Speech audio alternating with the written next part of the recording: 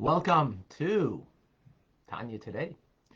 I'm Rabbi Ronnie Fine, coming to you from Chabad Kadeshim in Montreal, Canada, where it's a privilege and a pleasure to share with you the Tanya. And we share it together with Katie in Texas. Good morning. Lori in North Carolina. Boker Tov. Julie is in Florida, where it's a lovely day.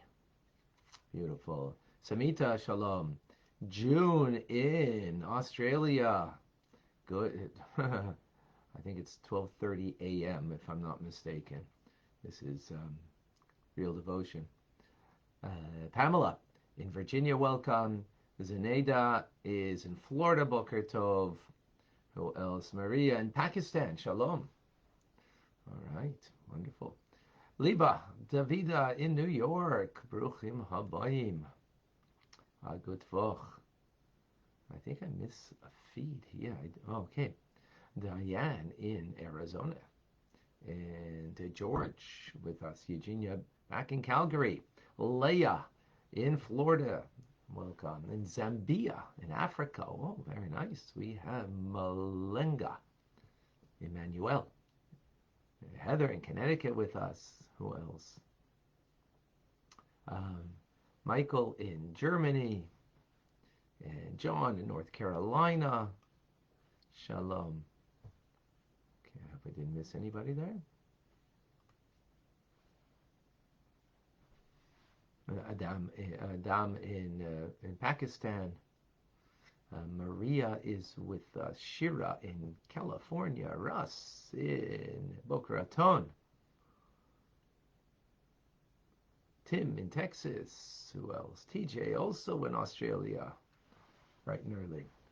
Clubhouse, we've got Michelle, Sina, Celeste, Michael, Sam, Adam, Alan. Beautiful. We have Josh. Josh's Films World in Instagram. We have Moshe in Boston. Welcome. Into Telebenta and Barn Minion. Okay. And Akoy in Peru and others I can't make out exactly. Ruben. Okay.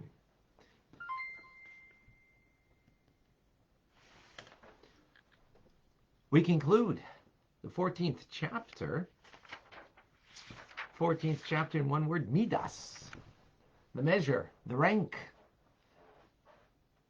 bottom line of the Beinoni. And for us, as we are BITs, Beinoni in training, is not to want to be disconnected from truth, from ourselves, from God, and wanting to be connected to truth, to our true selves, and to the truth of God, is the bottom line of the Beinoni, as we said. Now, the Beinoni has control over behavior. Behavior is one's actions, one's speech, and also willful thought, meditated, conjugated thought, but not over the heart.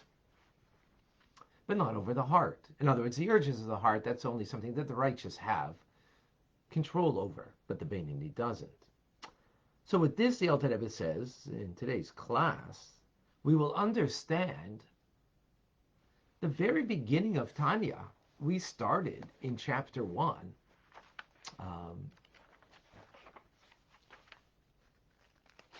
Tanya, B'soi Perek Gimel Denida, we learn in this at the end of the 3rd chapter of Tractate of Nida, that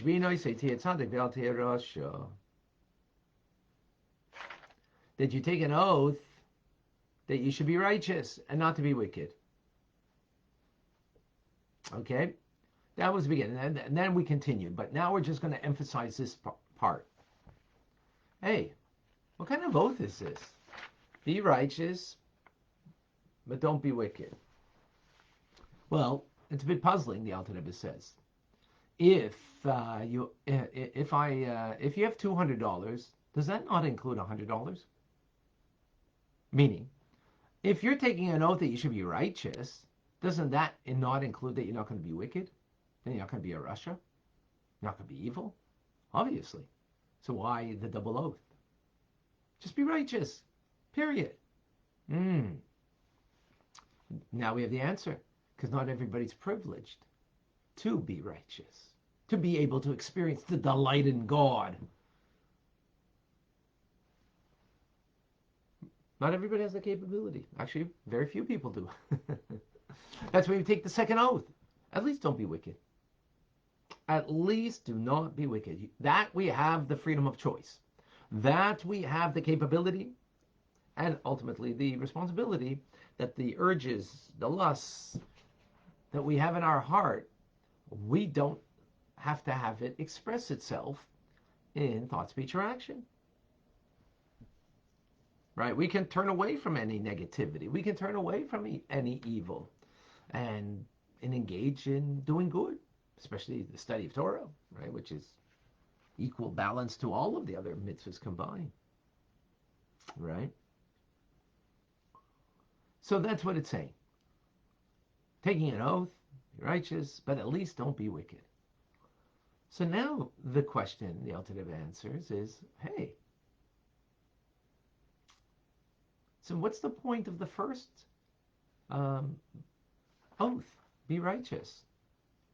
You be righteous when 99.9% of the population cannot become righteous because they don't have a soul that will purely delight in God and hate evil? That there will be no urges in the heart that are self-directed? So what's the point of making that oath if it's, only going to be for a few souls that have that capability, have the possibility that they can work on themselves to become a tzaddik, a righteous person? So why are you taking that? So the Alter Rebbe explains, and he's going to give 3 explanations here of why the soul is administered an oath before it comes into this world to be righteous. Meaning, when we say an oath, meaning it's given the power. That's what an oath means, to our soul before coming into this world. That we have the capacity, that we're given a power to be righteous. But we just said that that's not given over to us, that we can have that pure delight in God only, and not delight in, a good breakfast or, other pleasures of life. So the Alter Rebbe explains, nevertheless, we're given that oath. Why? Even though that's a characteristic of the tzaddik, that they should delight in godliness and loathe delighting in things that are an end in themselves that are not unto God, right? Yet a Beinoni needs to set aside specific periods to actually fulfill this oath by meditating upon the negativity of pleasure that is an end in its own. So, quoting from the sages in the Talmud, so what is probably the most abused pleasure in the world by humanity is sexuality. And therefore think about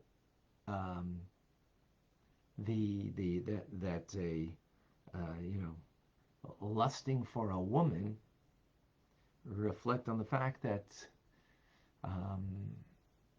the nida of a woman, and I'm forewarning over here that you have to take this in the right context. In order that you should not lust for women, if you meditate upon the nida, that a menstrual cycle that a woman goes through, and it's not exactly and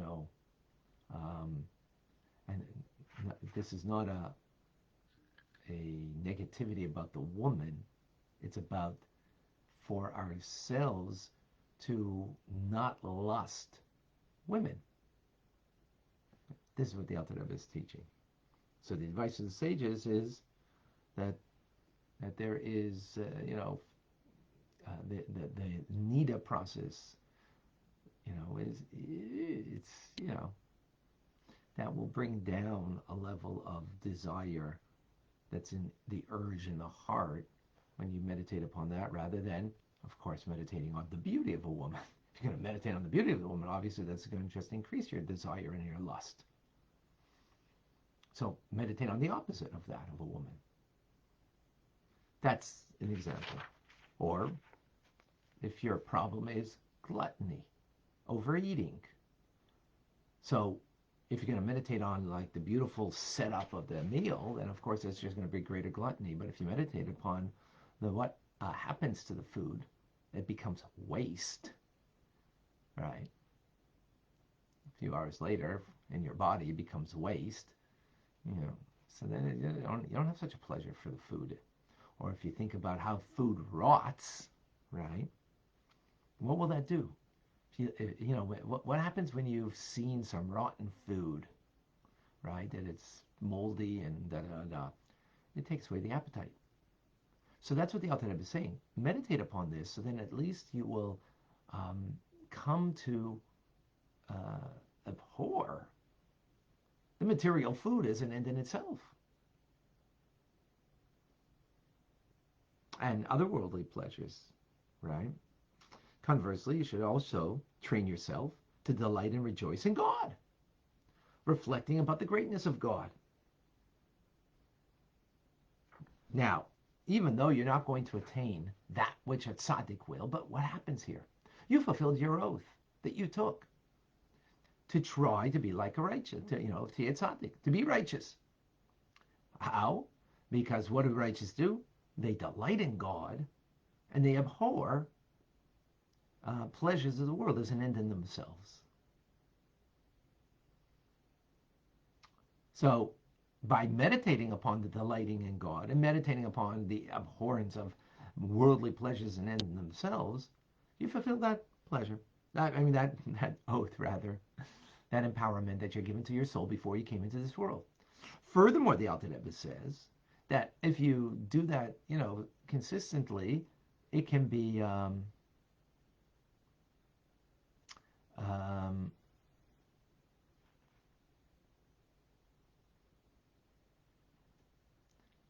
Karen will get to that question. Thank you for, I thought I dealt with it, but obviously not. I will deal with it shortly. So it'll become your habit. It'll become second nature. It won't be your nature, it'll be second nature. Okay? And the last thing the Alter Rebbe says is that if you work hard enough, maybe some tzaddik, it speaks about tzaddikim that their soul can be bound up with our soul and kind of give us something of them to us.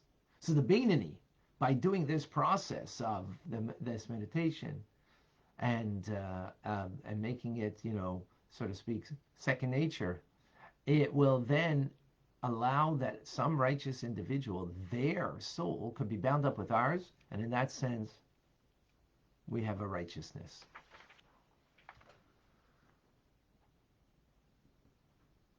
We have some kind of righteousness that we have. Okay, let's unpack this.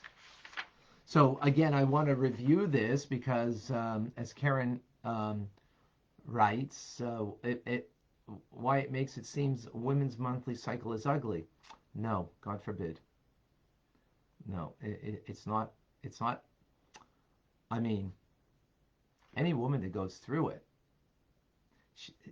God forbid that she's ugly, but is the fact of it that it's kind of, it's right? It's God forbid, not her being and that's not the meditation. Remember, let's give the proper context over here. The idea is very simple. If you, it depends what's between here, what you think about. So if you're, if you're looking at pictures of women, well, that's going to entice you to have a desire for women, right? If you're looking, especially, certain pictures, that will be very enticing. By the way, one of the things I run is an addiction center. And today, and especially with youth, the addiction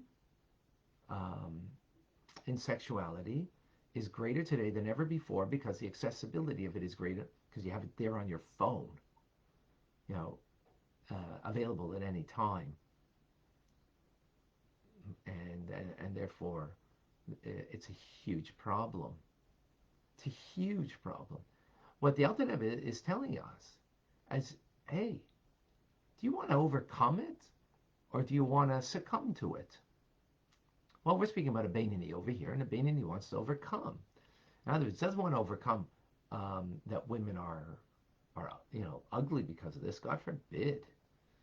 Or women are they're just whatever negativity you want to say. God forbid. Nothing at all. Of course, this is part of the process of how God creates the world, and it deserves its own discussion, but not for now. But this is a way to overcome the lust that is natural for the Beinoni to have, because those urges are in the heart. And us who are only Beinoni in training, we're not Beinonis. For sure that urge is there. So the question is, if you want to overcome it, so how do you overcome it? So there's the negative side of it, of just don't look at things and don't seek delight and pleasure in the beauty of a woman. Obviously speaking about a man over here. Of course, it's more about a man. It's more a man's issue than a woman's issue, but it's both ways, right? So you want to overcome, and you want to be able to, which by the way helps relationships greatly, because since sexuality is about me having my pleasure,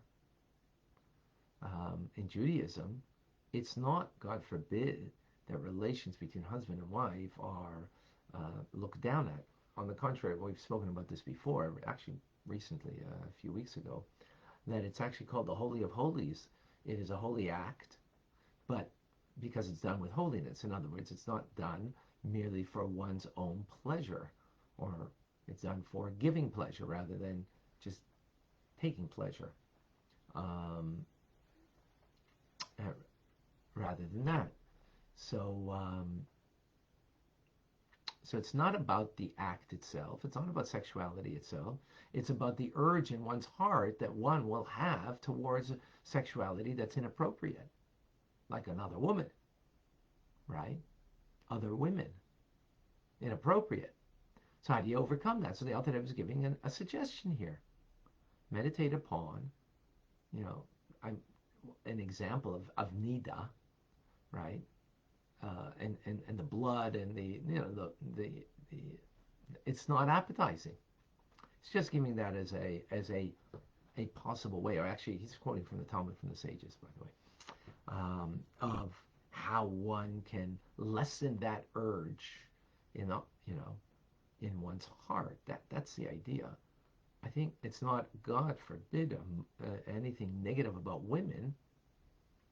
It's about working through your urge in your heart that you are, which is normal, human. But we're trying to be godly. So to be godly and to fulfill this oath that's being given, that we can to be righteous, means that you hate pleasure seeking as an end in itself, rather than as a means to something greater than self. That relationships between a husband and wife is a means to something greater than one's own pleasure, but a union between husband and wife, which then is a union between in the divine, between the male and female of the divine. So it's actually very holy, but again, done with a sense of holiness, that there's something more than the mere pleasure. Now that doesn't mean that there isn't pleasure that one has. The question is, what is one seeking? What is one devoted to, or want? I think that is the key over here. I hope, Karen, if you could respond, I hope that helped. To clarify things. any questions? Um, any questions on this further?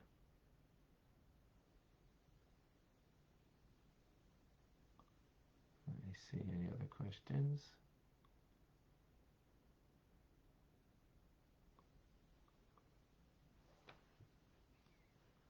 And similarly with food, right? In other words, you could see food like, let's be honest. I'm honest.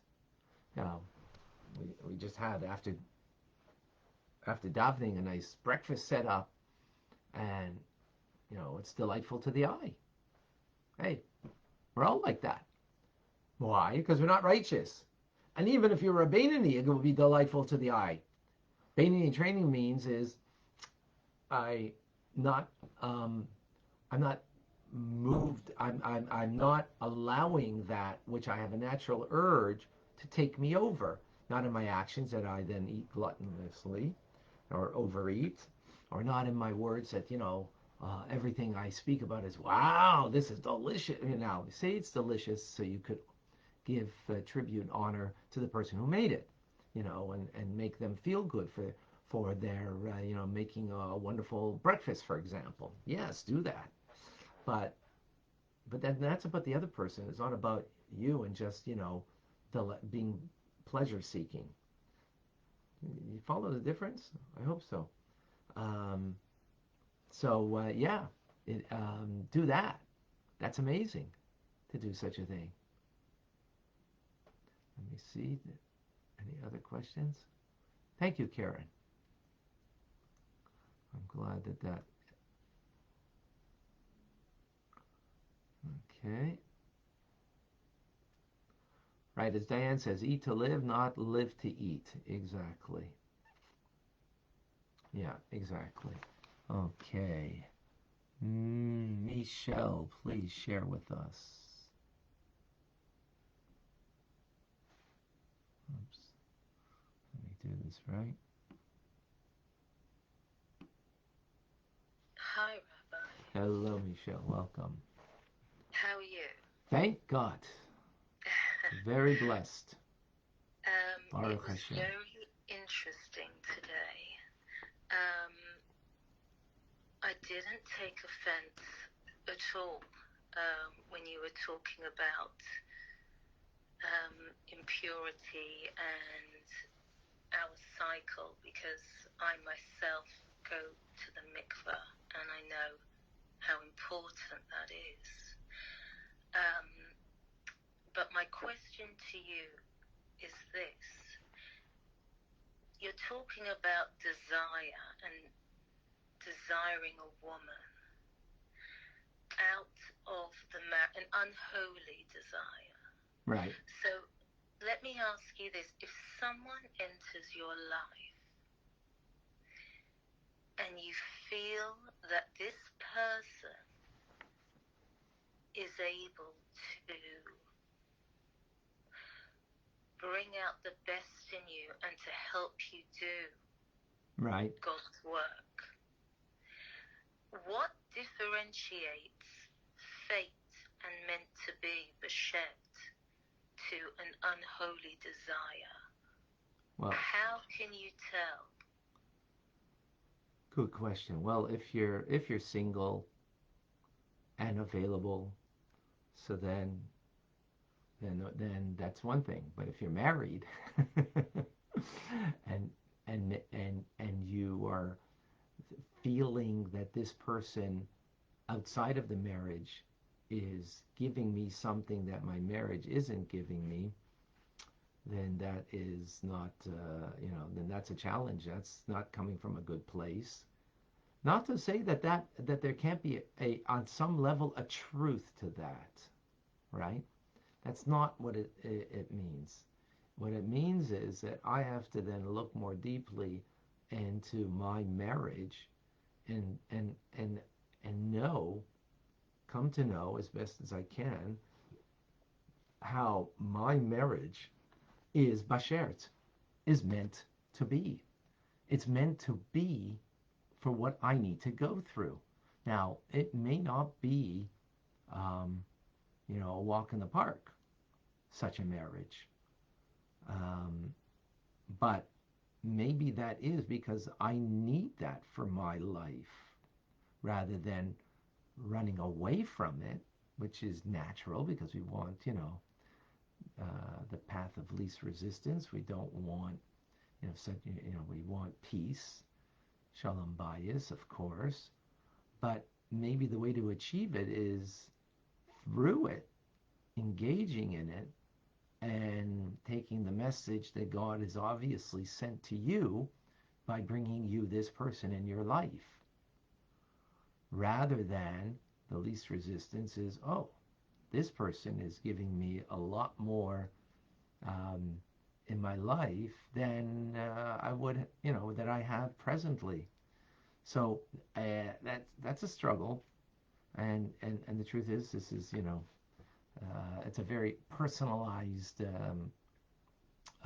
issue.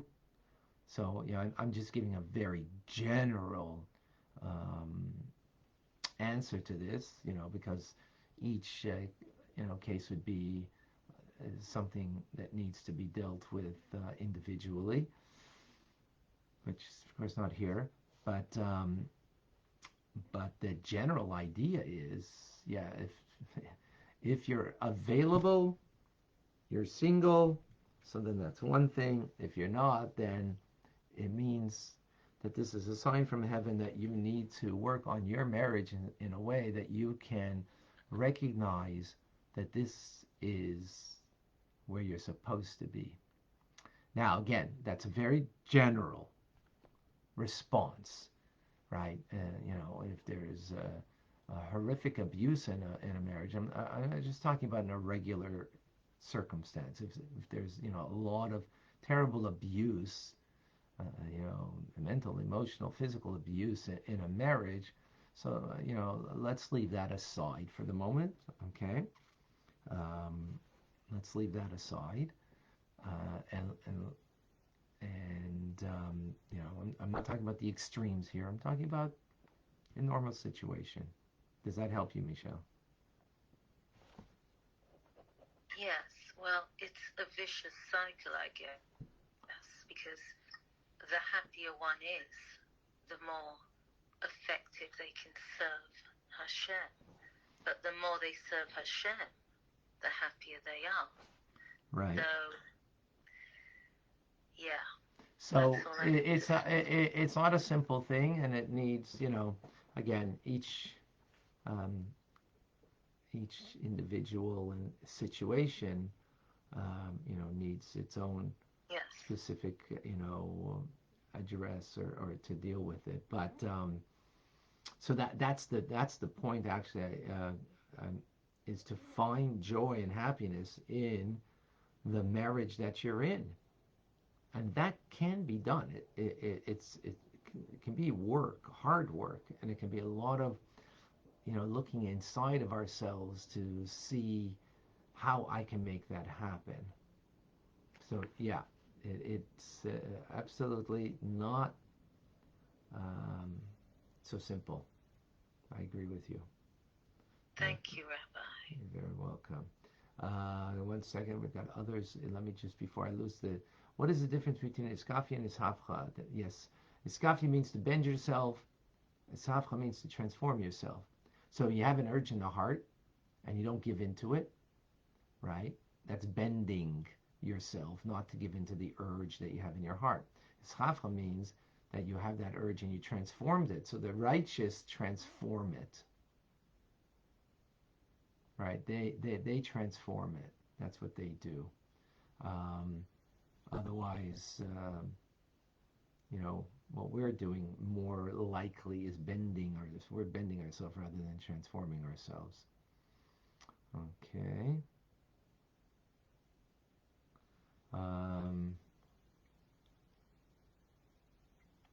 All right.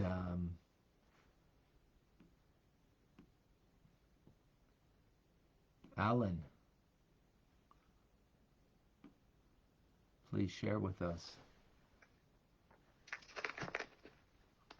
Hey, shalom, Rabbi. So, I've been kind of listening to this discussion, Right.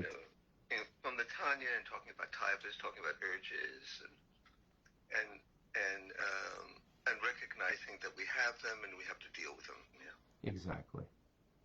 And the question that I have is, from my understanding, is that there are the taivas that young males have to deal with are extreme, sexual urges. And you mentioned before that the spread of pornography is pretty wide and extreme in our generation. Totally. And my sense is that it's not dealt with openly in yeshivot. That people that are not really addressing it. You could talk about it like separately, but this is such an important thing to really be open about, because you're talking, sexuality is holiness, it's kedusha, and kedusha is very powerful. So I feel that there's a real need to be able to be, especially in shivot, to be with young men who are struggling with this, to speak with it openly. Now, the reason I mention this is the other day I was really thinking of, because when talking in terms of the Alter Rebbe's generation, right, there was some other Rebbeim, like Reb Nachman of Breslov, right, who did a very, very brave thing. There were issues having to do with nocturnal emissions, and people were struggling around this, and he came up with this concept of tikkun haklali, right, of a general remedy, right, to help people with such a thing. And this was an incredibly brave thing in his day, to even confront such a thing and see that there was some way forward, just even suggesting the recitation of these Tehillim as a way to deal with their guilt around such a thing was an amazingly strong thing. So I guess my question is, being that we're talking on that generation, that the Alter Rebbe openly and in an equally brave way address these type of things and help yeah, to do something about this. So this is my question. very good, Alan. Thank you. Yeah, it is like you said, our generation. This is like it's so available. 200 years ago, it was not nearly as available as today, or even 20 years ago as it is today. So it's much more of an issue. And as I mentioned, one of the hats that I wear is running an addiction center, and it is something that in the yeshiva that needs to be better addressed, and we are working on that with teachers, mashpim, mentors, and heads of yeshiva, and so on, so that it can be in the healthiest way addressed, as opposed to just saying that this is this is prohibited, this is terrible, da da da. That's of course not going to really help a student to deal with the struggle. You need to give them the tools on how to deal with the struggle. So it is definitely being addressed now more than ever before, recognizing that it is a greater issue than ever before, and we need to give the tools to young men, like you said. Exactly, Alan. There's no doubt about it, and I hope it. Hopefully, we will do a proper service to young students, that they can deal with this properly. Go ahead, Alan. The question I have is, I'm so grateful that there are people like you in working, in the addiction field in the frum world. It's very, very, very important. But the question also is having discussions with the Rebbeim about it, not with the Talmud, but with the Rebbeim. Oh, no. That's the way we're dealing with it. No, of course, 100%. Yeah, they're at the front line.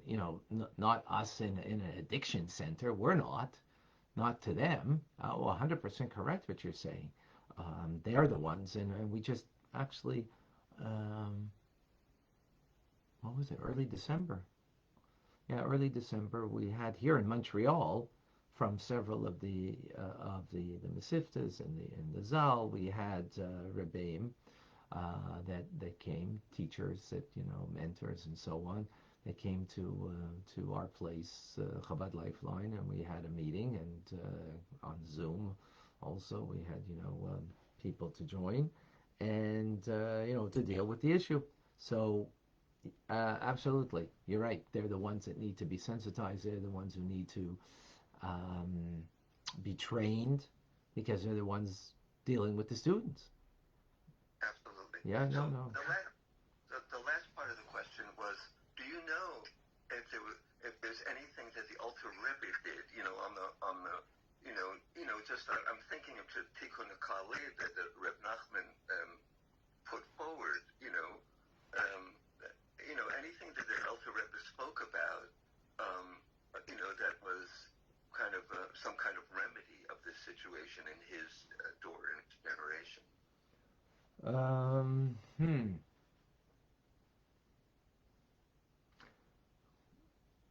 Not certain exactly. Um,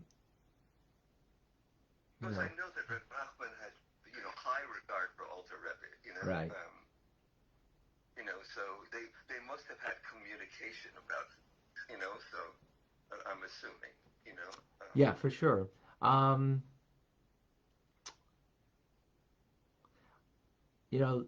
there's a direct approach and an indirect approach. So the direct approach is, some of the things that we need to do today, and then as Reb Nachman did, in a very direct approach. I think the Alter Rebbe's approach was more of a all-encompassing of the person, and if you get the person in the right, frame, and direct them into what it means to serve rather than being served, right? So to serve means I'm here not to serve my urges of the heart. I'm here to serve something greater than myself. So, um, that's more of a general way to deal with a specific issue. And sometimes, you need this way, and sometimes you need that way. You know. Yeah. Well, thank you so much for speaking about this openly. Appreciate it. Sure. Um, yes. Yeah. Yeah. No. It needs. Absolutely. Um, Definitely something needed. Michael, please share with us.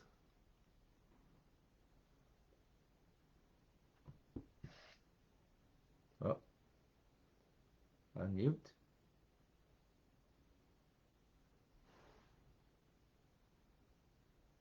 Okay, something wrong with. So give me a second, Michael. There's some other comments or questions over here that I want to address. Um, by the way, tonight I will be with Rabbi Manis Friedman at 8 p.m. on YouTube. Manis Friedman, youtube.com/Manis Friedman. How can we receive the link, Rabbi? Do I have your email? Yes. So I'll be sending it out shortly in the email, so you'll have it. Um, it'll be Manis Friedman, his link, and it'll also be on Instagram, God willing. Okay, so that'll be 8 o'clock tonight. 6:30. This will be live. It'll be live. Yes, absolutely. It'll be live. And I'll be able to, if I can't make it, I can watch the link afterwards. Then on YouTube you'll be able to get it exactly. Okay. Yeah, it's going to be in the middle of the night in London. That's right. Thank you. Jeffrey's asking, is there a point for a non-Jew to learn Tanya? Yes, absolutely. Yes, absolutely. Okay, Michael, is it working? Not working? Yeah, it is working right now. Ah, Salam alaikum. Aleichem Shalom. How are you, Rabbi, these days? Thank God. Baruch Hashem, very well. And you? Baruch Hashem. I have a quick question for you. Because as you know, I live in the diaspora, and I'm really young, and I find myself divided between the two worlds. There is the regular Michael who goes out in like normal school and socializes with his friends, and we also have Jewish Michael who keeps the mitzvahs and abides by the law. Right. And sometimes these two personalities of mine collide. For example, sometimes I do things because I'm seeking pleasure, and I know that's not, that's not okay. That my godly soul is telling me it's not okay. Thing is, sometimes I feel divided, and I'm afraid to unite these two personalities of mine because, I'm afraid of whatever backlash might happen because I'll be showing my Jewishness or whatever, because I'll be changing my personality or how I engage with others. I was wondering if you could give any advice on that. Michael, this is exactly what it is. That we have two personalities, as we learned. We have the godly soul and its personality of wanting to do good, wanting to be godly, and to connect uh, to goodness and godliness. And then we have another personality, the animal soul, that it wants just to have its own pleasure, its own delights of a quick fix of whatever it might be that is enticing in the moment. And that's our struggle. That is the human condition. Now, sometimes, being that we're not a Beinoni means they always win in the human. They overcome. But we're Beinoni in training, which means we will overcome, but sometimes we will fail. We will fail. So the important thing is that even in our failure, doesn't make me a failure, doesn't make me a loser, it doesn't make me a bad person. It just means I did something bad in the moment, and now I got to pick myself up and try to do better next time. So that is the issue. Now there could be another issue, is that I want both worlds. If you want both worlds, that's already a huge challenge, because you can't really have both worlds. That's not possible. You know, can't have your cake and eat it too, as the old saying goes. Or you can't be, you can't have it both at the same time, at least. We all have it. We all are living in two worlds. We're living in the world of the animal soul, and we're living in the world of our godly soul, of a higher self and a lower self. So we do that, but the question is, Abinian training means that we want to train ourselves to overcome those urges and those things. And that doesn't mean, by the way, that therefore, it doesn't mean that you don't have good food at your table. It doesn't mean that you don't have a beautiful house. But, you're using it for a higher purpose. You have a beautiful house, so you could, have guests over and serve people in a beautiful house. You have good food and all these things. Again, you could manage with this. You're okay. And then if you don't have the good food today, not a big deal. Doesn't matter, because that's not what it's about. So, but you will have it, so you could use it to serve God. You can have lots of money. So it could be lots of money because that makes you feel good, makes me feel powerful. I got lots of money, I got lots of power, and that makes me feel good. And, or you have lots of money and lots of power because through that you do good. So, it's not about denying these things. The question is, what's my pleasure? Is my pleasure that, in having power and money, that it makes me feel good about myself, or am I having power and money because it gives me the opportunity to do good? Right? No, right. You're right, Rabbi. Thank you for explaining it so nicely. But the thing is, I do sometimes feel like a failure we all feel like a failure at some point I know, but because we all fail. But that's, in chapter 27, we're going to deal with that. It's 26, 27, we're going to deal with that issue. And, the Yetzer Hara, the evil inclination, doesn't want us to do wrong. It wants us that after we do wrong, we feel like a failure, we feel guilty, and then we go down a slippery slope as a result of that, as opposed to owning our failure, picking ourselves up, and doing better next time. And doing better, that's all. Is there any, sorry, Rabbi, Go ahead. is there any use in feeling guilty? No. Isn't that a form of self-hatred, Rabbi? It's a form of self-hatred. It's the animal soul talking to me.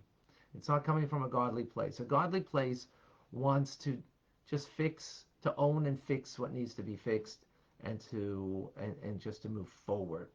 The animal soul wants you to feel guilty, so therefore you will then just go down a slippery slope. But what happens if you feel guilty? A person cannot feel bad about themselves, right? They can't feel bad about themselves. Therefore, when they do feel bad about themselves, they need to comfort themselves.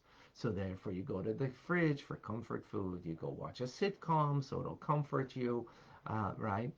But what you need to do is just own your whatever misgivings, whatever things that we failed in, own it, work on it to improve. That's it. Just work on it to improve. And it might be a slow process. It may not be that you improve so quickly. It may take time. It may take, work and time, but that's okay. Does that help, Michael? I hope so. I'm sure it does. I'm sure it does. Another question, Rabbi. You said that there's no point in us feeling guilty. My rabbi here, he said that guilt is the first part of teshuva, is the first step of teshuva. Not guilt. Guilt, no. Own it. Own it. Guilt is a feeling. Guilt is a feeling. It's a negative feeling. Yet feel bad about what you did. Yes, have regret. Not guilt. Guilt, have regret. Remorse.